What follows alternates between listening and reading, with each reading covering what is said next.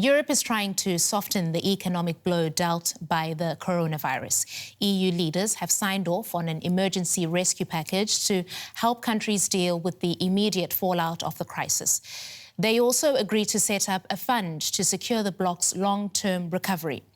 But they are still divided on how this would be financed. Wealthier northern countries are refusing to pool debt as requested by some southern countries.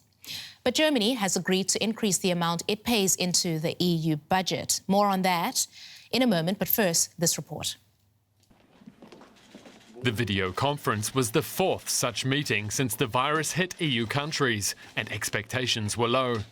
EU member states have so far failed to agree on how to help those economies hit hardest by the pandemic. But after just a few hours, the Council President emerged, emphasising the country's common interests.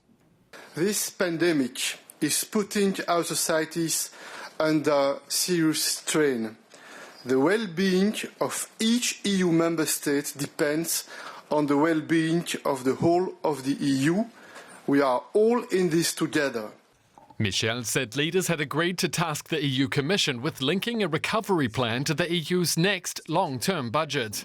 EU Commission President Ursula von der Leyen called for unity. Unless we act decisively and collectively, the recovery will not be symmetric and divergences between member states will increase. Speaking to press in Berlin after the meeting, German Chancellor Angela Merkel also stressed what this meant for Europe's biggest economy. For Germany, it means we have to expect higher contributions for the EU's next budget.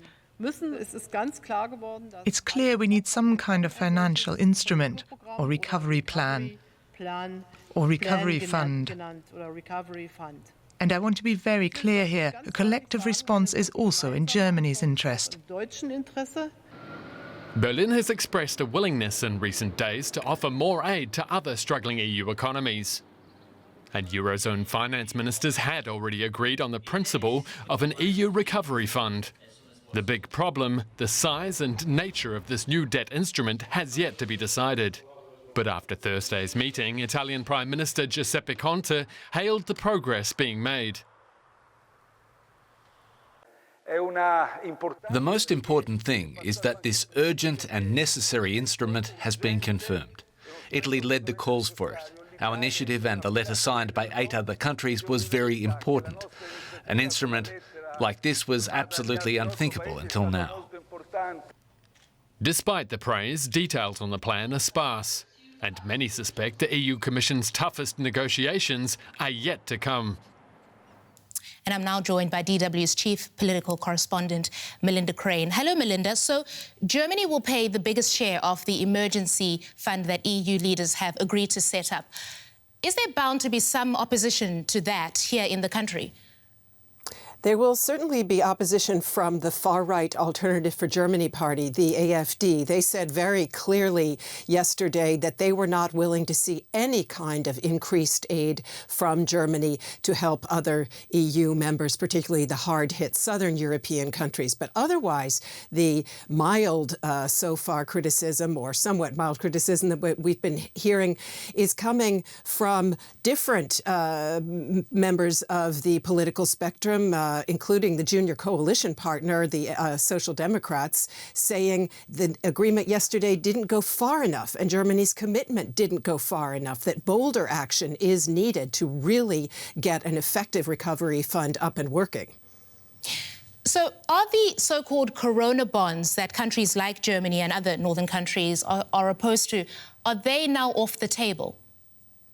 No, so far, basically nothing is off the table. The Chancellor said very clearly yesterday, both in her remarks to the German Bundestag and also in her press conference after that EU video summit, that Germany was ruling such mutualization of debt out. But the fact is that what the summiteers yesterday decided in their video conference essentially was to hand the whole subject back to the EU Commission. The Commission is supposed to come up with an exact assessment of how bad the damage is in different sectors in different countries across the EU, and then make recommendations about how this fund could be set up and how its payout would look. So at the moment, there's bound to be debt. The Commission will have to borrow money in order to fund any kind of fund of this proportion.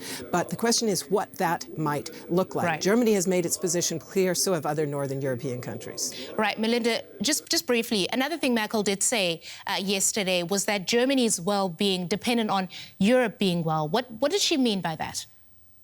Well, Germany is an world-class exporter, as we know, and 2/3 of its exports go to other EU member countries, and 2/3 come from other EU member countries.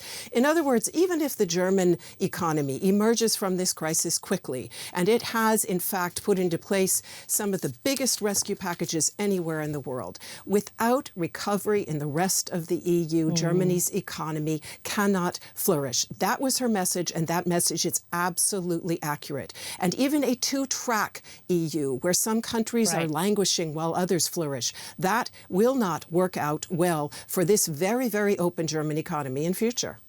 All right, that's DW's Melinda Crane. Thank you.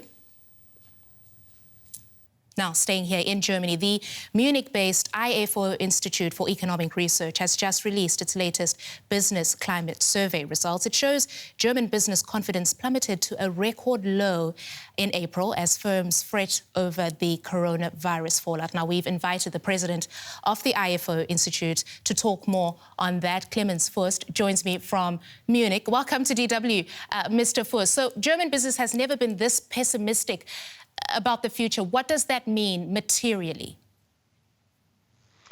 It means that they will reconsider their plans. They will certainly invest less. They may dismiss people. They may cut the labor force. The survey also tells us that their current business situation is very bad. So that means the money that is coming in, the sales they still have are very low. And that means they are accumulating losses. And that, of course, reinforces the trend to cut back spending, to cut back capex. So the crisis is getting deeper here. OK, has there been support for business? And what do you make of the rescue package that EU leaders have now agreed to? Well, there has been a lot of support, mobilized mainly by the German government and in other EU countries by the respective national governments. What the EU rescue package is doing now is basically two things. First of all, the EU is trying to prevent a return of the debt crisis. Investors are nervous about some countries in the Eurozone, Italy, for instance, and they need a signal from the EU that there will be no liquidity problems for the Italian government. The second issue is that we need to organize reconstruction, recovery after this crisis is over, and there is now a fund being set up for that. These are good signs, but they cannot prevent the fact that we are now in this crisis, that we now have this shutdown. And we need to deal with that. Right. So the million-dollar question here, will the global economic recovery from the pandemic be quick and strong, or will it be slow? What do you think? It's very unlikely that it will be quick. We know that there will be hardly a vaccine this year, probably not even in 2021. So that means we will live with the restrictions we now have. The world economy will stay at a lower level for some time, so the recovery will be slow and will disappoint those who hope for a V-shaped recovery. I don't think it's going to happen. OK, that's Clemens Fürst from the IFO Institute for Economic Research talking to us from Munich. Thank you. Thank you, Christine. And here's a look at some of the latest developments in the coronavirus pandemic. The global death toll from COVID-19 has surpassed 190,000, according to Johns Hopkins University.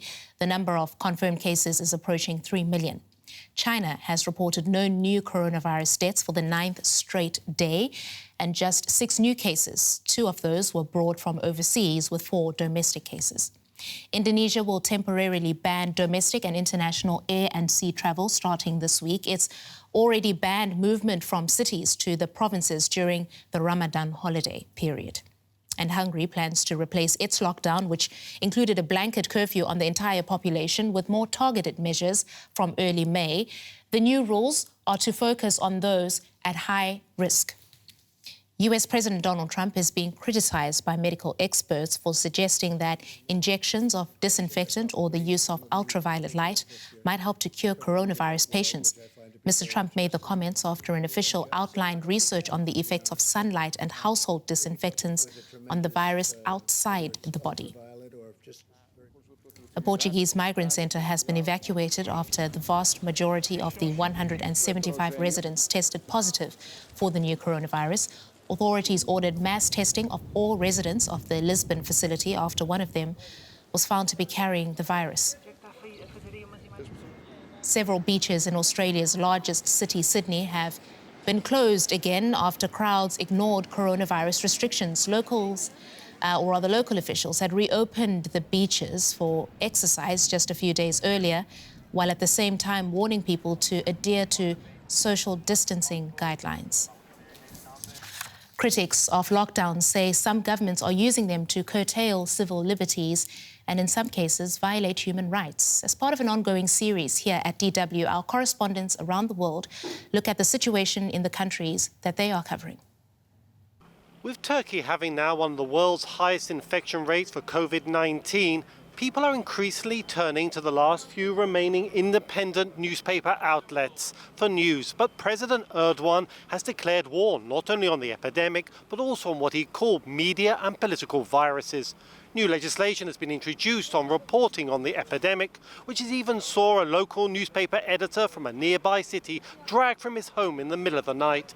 Despite such pressures, critical journalism is continuing, even though it runs a risk of a knock on the door from the police. Security agencies in Nigeria have been accused of human rights violations against citizens while enforcing the lockdown. According to Nigeria's National Human Rights Commission, up to 18 people have been killed by security agencies. That's almost the same number of deaths caused by coronavirus itself. Here in Beijing, life feels quite normal, and at the same time it feels like you're stuck in a big fortress.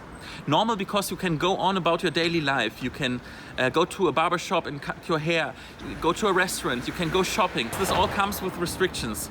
For example, when I enter a supermarket, there's always a camera that scans my body temperature, and also I have to show a QR code from my smartphone to prove that I'm healthy. The big restriction, however, comes when you leave Beijing, because once you return, you have to quarantine for 14 days no matter what. However, the Chinese are really disciplined when it comes to complying with the restrictions, and I really respect them for that.